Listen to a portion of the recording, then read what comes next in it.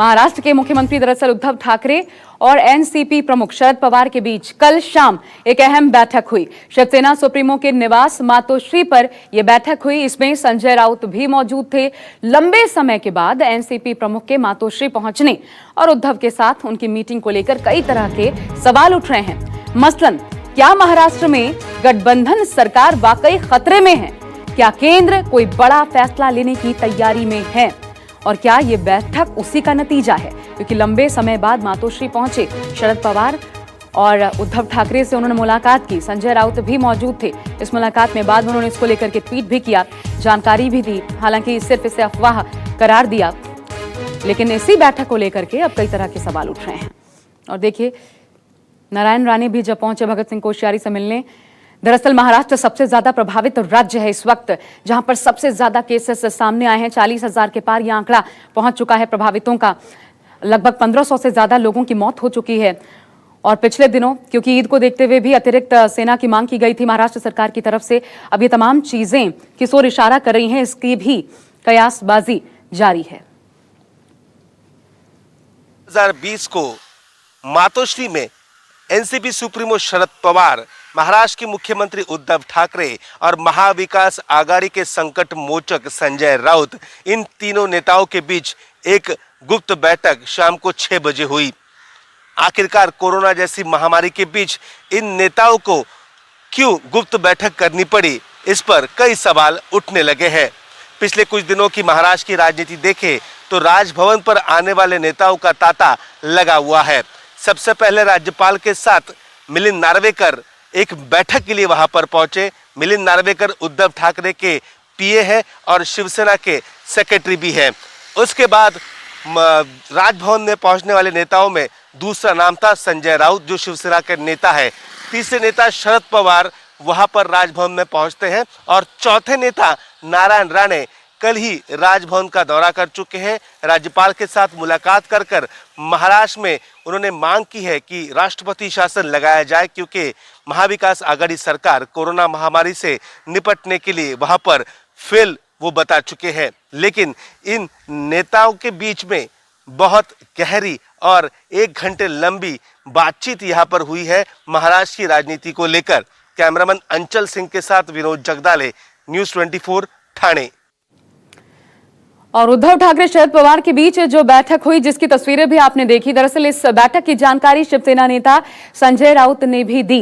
उन्होंने इसको लेकर के एक ट्वीट किया, और क्या कहा ट्वीट में वो भी हम आपको बताते हैं। संजय राउत ने कहा कि शरद पवार और मुख्यमंत्री उद्धव ठाकरे की जो कल शाम मातोश्री पर मुलाकात हुई, दोनों नेताओं ने आपस में 1.5 घंटे तक चर्चा की।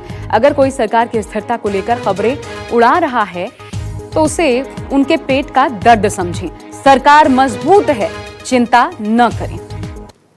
संजय राउत ने खुद इस बाबत जानकारी दी। देखिए ट्वीट। शरद पवार और मुख्यमंत्री उद्धव ठाकरे की कल शाम मातोश्री पर मुलाकात हुई।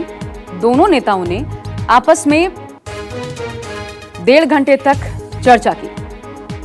अगर कोई सरकार की स्थिरता को लेकर खबरें उड़ा रहा है तो उसे उनके पेट का दर्द समझे। तो अफवाह करार देने की कोशिश संजय राउत की तरफ से की गई। और हम सीधा रुख करते हैं, विनोद जगदाले मेरे साथ जुड़ गया है। विनोद, ऐसा लगता है नारायण राणे का भगत सिंह कोश्यारी से मिलना राज्यपाल से एक खलबली तो खेमे में मचा ही दी है सत्ता पक्ष के, लेकिन ये निजी तौर पर मुलाकात थी राज्यपाल से या फिर बीजेपी, ये पार्टी लाइन ही है महाराष्ट्र में बीजेपी की?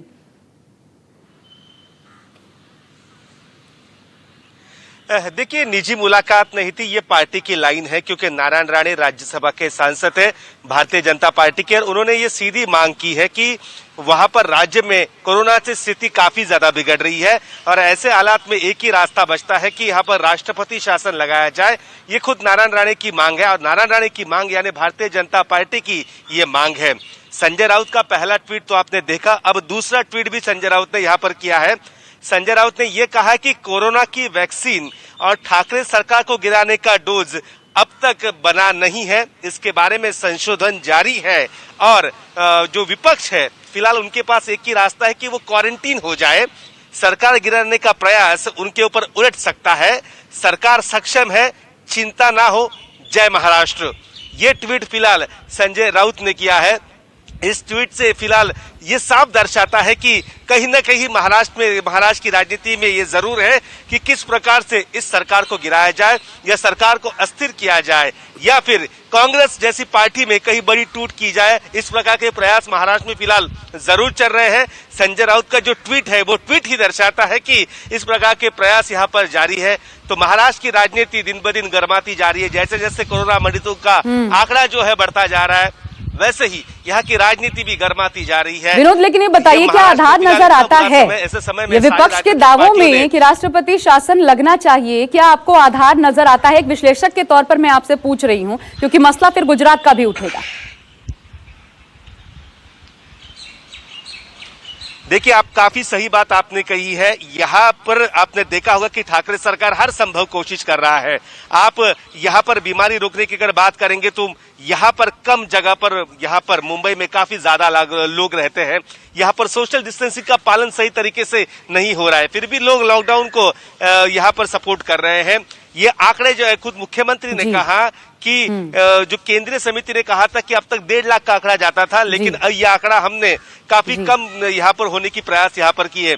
अगर ये महाराष्ट्र भाजपा कहती है कि उद्धव ठाकरे सरकार फेल है, तो भाई गुजरात में क्या चल रहा है? गुजरात में भी, अहमदाबाद में कहाँ पर? लेकिन एक बात जरूर समझ आती है कि ये लोगों के मन में डर पैदा करता है। कम से कम विपक्ष को अभी इन चीजों से बचना चाहिए, ये सीख तो जरूर लेनी चाहिए। शुक्रिया आपका हमारे साथ जुड़ने के लिए विनोद। बढ़ते हैं आगे।